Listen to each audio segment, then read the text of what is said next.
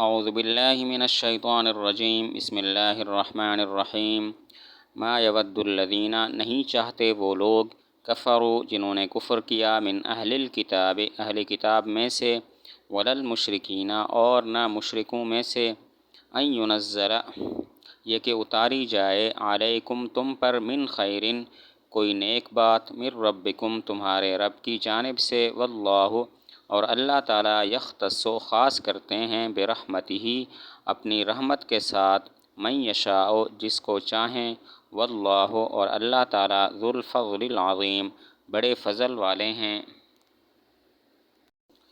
ما یود الذین کفروا یود ودن سے ہے، ودن کا معنی ہے تمنا آمیز محبت کرنا، اور ولا المشرکین اس میں لا زائدہ ہے، من اہل الکتاب میں من بیانیہ ہے، ولا المشرکین میں لا زائدہ ہے، اور المشرکین کا عطف ہے اہل الکتاب پر، اور من خیر من ربکم میں پہلا من استغراق کے لیے ہے اور دوسرا من ابتدا کے لیے ہے، اور خیرن سے مراد وہی ہے۔ یودو ودن سے ہے بمعنی تمنا آمیز محبت کرنا، من اہل الکتاب میں من بیانیہ ہے، للمشرکین میں لا زائدہ ہے، اور المشرکین کا اہل الکتاب پہ عطف ہے، اور من خیر من ربکم میں پہلا من استغراق کے لیے دوسرا من ابتدا کے لیے ہے، اور خیرن سے مراد ہے وہی۔ مطلب اس کا یہ ہے کہ کفار اہل کتاب اور مشرکین نہیں چاہتے کہ تم پر تمہارے رب کی جانب سے کوئی وحی نازل ہو۔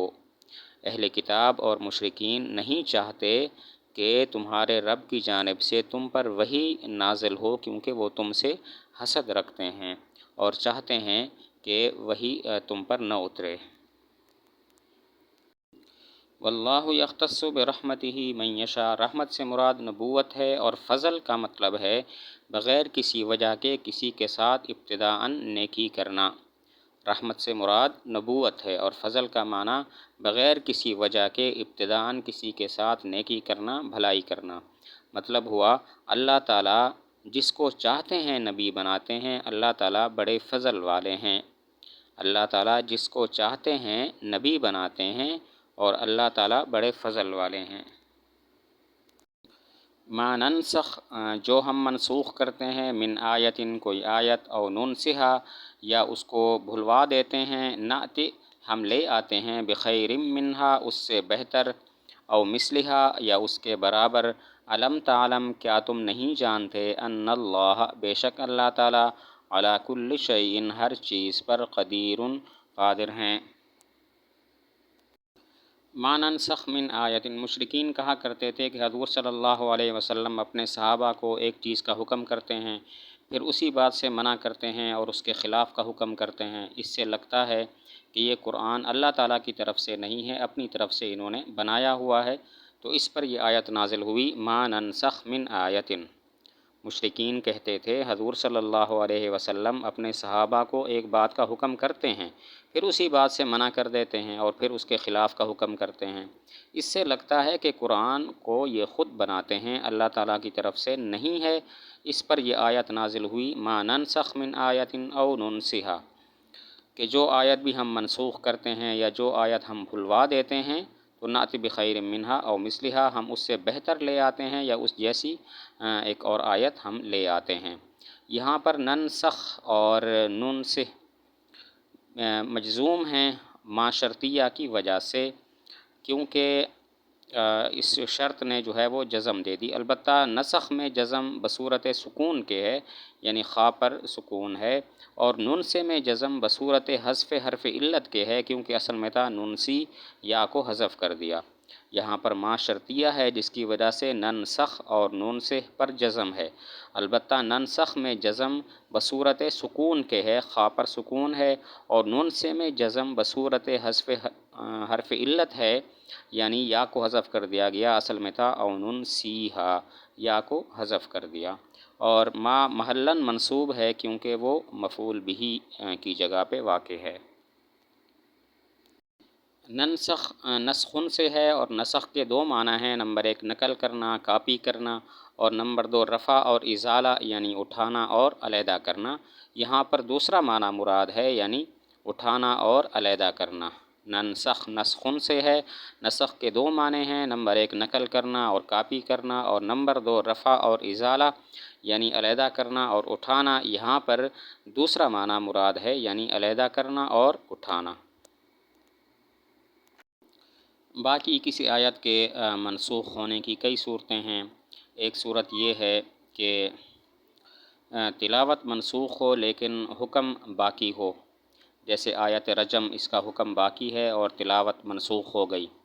دوسرا ہی صورت یہ ہے کہ حکم ختم ہو گیا ہو اور تلاوت باقی ہو، جیسے اقارب کے لیے وصیت کرنے والی جو آیت ہے، اور وہ آیت کہ جس میں عدت وفات 1 سال بیان کی گئی ہے، اب ان کی تلاوت باقی ہے لیکن حکم منسوخ ہو چکا ہے۔ اور تیسری صورت یہ ہے کہ تلاوت اور حکم دونوں منسوخ ہو چکے ہوں، جیسے کہتے ہیں سورہ احزاب اتنی لمبی تھی جیسا کہ سورہ بقرہ، اور پھر اس کے اکثر حصہ کی تلاوت اور حکم دونوں اٹھا دیے گئے ہیں۔ کسی آیت کے منسوخ ہونے کی کئی صورتیں ہوتی ہیں۔ ایک صورت یہ ہے کہ تلاوت منسوخ ہو لیکن حکم باقی ہو، جیسا کہ آیت رجم، اس کا حکم باقی ہے لیکن اس کی تلاوت منسوخ ہو گئی۔ دوسری صورت یہ ہے کہ حکم ختم ہو گیا ہو اور تلاوت باقی ہو، جیسے اقارب کے لیے وصیت کرنے والی جو آیت ہے، اور وہ آیت کہ جس میں عدت وفات 1 سال بیان کی گئی ہے، اب اس کی تلاوت تو باقی ہے لیکن حکم منسوخ ہو چکا ہے۔ اور تیسری صورت یہ ہے کہ تلاوت اور حکم دونوں منسوخ ہو جائیں، جیسے کہتے ہیں کہ سورہ احزاب اتنی لمبی تھی جتنی سورہ بقرہ، پھر اس کے اکثر حصہ کی تلاوت بھی منسوخ ہو گئی اور حکم بھی اٹھا لیا گیا۔